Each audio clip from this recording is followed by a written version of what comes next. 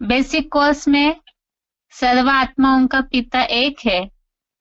इसमें अभी टॉपिक चल रहा है परम पिता या भगवान का नाम।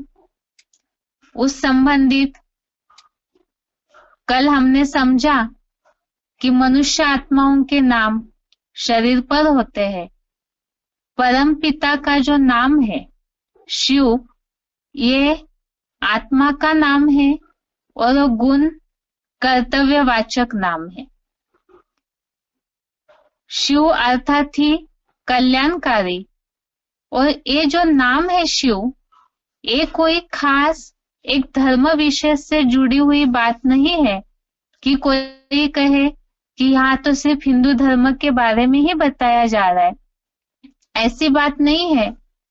कल जैसे हमने इन बातों के लिए समझा, भगवान के लिए सत्यम शिवम सुंदरम कहा जाता है, तो सत्य है भगवान, वही शिव है, वही सुंदर है, कल्याणकारी है, इसलिए सुंदर है।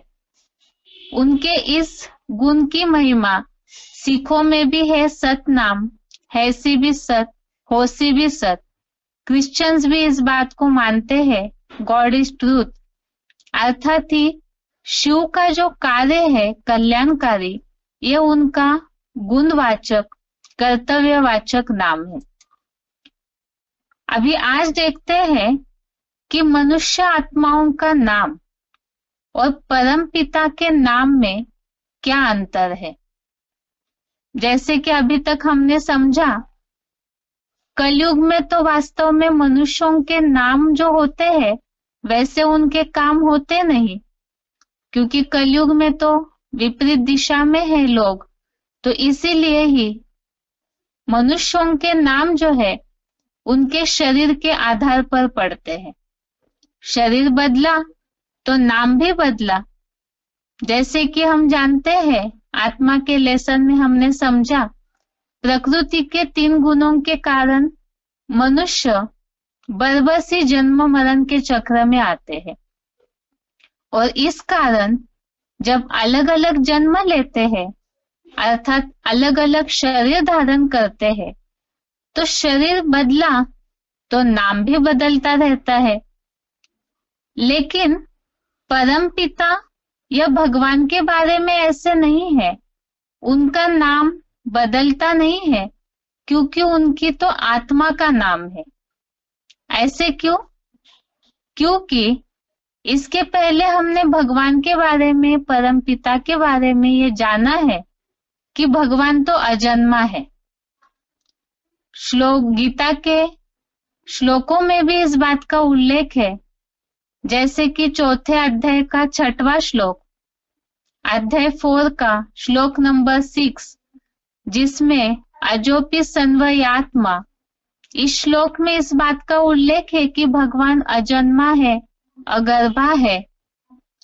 और इस कारण से ही वो दिव्य जन्म लेते हैं, अर्थात अपनी प्रकृति को अधीन कर प्रवेश कर कार्य करते हैं। तो भगवान जन्म मरण के चक्र में नहीं आते। और जैसे 10वें अध्याय का 2 श्लोक, अध्याय 10 का श्लोक नंबर 2, इसमें भी इस बात का उल्लेख है कि भगवान जन्म मरण के चक्र में नहीं आते, वही सबके आदि है। इसीलिए ही उनके उस दिव्य जन्म को कोई भी नहीं जानते। इन बातों से तो ये बात सिद्ध हुई कि भगवान अजन्मा है। अजन्मा है, जन्म मरण के चक्र में नहीं आते, अर्थात ही उनका अपना कोई शरीर ही नहीं होता है। और इसीलिए ही शरीर के आधार पर नाम पढ़ने की तो बात ही नहीं आती। इसीलिए भगवान का नाम जो है, उनकी तो आत्मा का ही नाम शिव है। और वो भी हमने अभी तक समझा कि वो गुणवाचक कर्तव्यवाचक नाम है।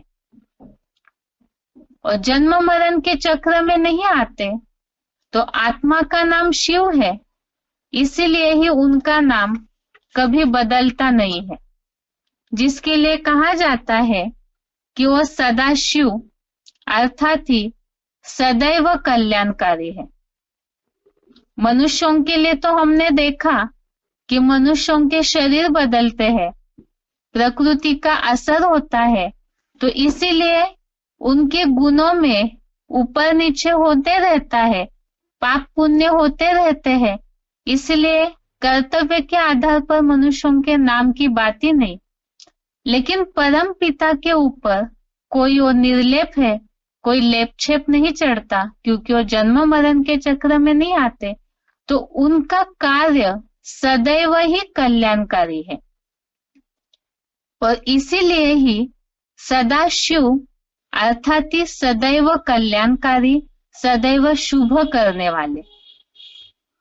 इस बात से तो ये बात सिद्ध हो गई जो अभी तक हमने समझा परम पिता के नाम के लिए लेकर, रूप के लिए जैसे हमने समझा कि परम पिता का, भगवान का जो रूप है, जैसे वो एक ही रूप है और हर धर्म में उसकी मान्यता है और रूप से न्यारे नहीं है, इसी तरह से परम पिता नाम से भी न्यारे नहीं है।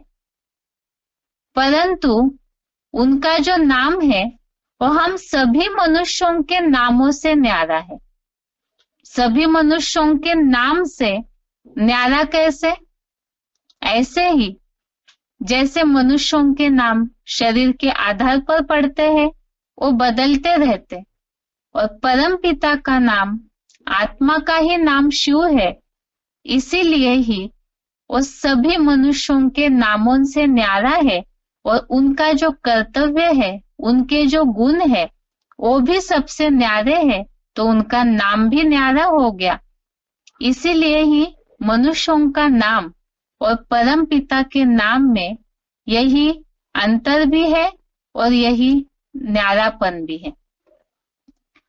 अब ये तो हमने अभी तक समझा कि शिव की तो आत्मा का ही नाम शिव है, परम पिता या भगवान की आत्मा का ही नाम शिव है, कोई देहधारी का नाम नहीं है, क्योंकि भगवान जन्म मरण के चक्र में नहीं आते। अब ये बात तो समझ ली कि शरीर का नाम शिव नहीं, आत्मा का नाम है। फिर प्रश्न उठता है, भक्ति मार्ग में अगर हम देखें तो शिव के साथ, शिव का जहां मंदिर है वहां पर कोई देहधारी को, कोई मूर्ति को विशेष रूप से दिखाया जाता है, और जिन्हें शंकर अथवा महादेव कहते हैं। भक्ति मार्ग में कई भक्त मंदिर में जाते समय शंकर की प्रतिमा के आगे मस्तक नमाते समय भी यही कहते हैं, शिव के मंदिर में जाना है, उन्हीं के दर्शन करने हैं। यहाँ तो अभी तक हमने समझा कि शिव की आत्मा का ही नाम शिव है, भगवान की आत्मा का नाम शिव है, वो देह नहीं है। तो फिर यहाँ जो बात आई कि शिव के साथ शंकर का चित्र दिखाया जाता है, उन्हें ही शिव मानते हैं, तो इसका मतलब क्या है?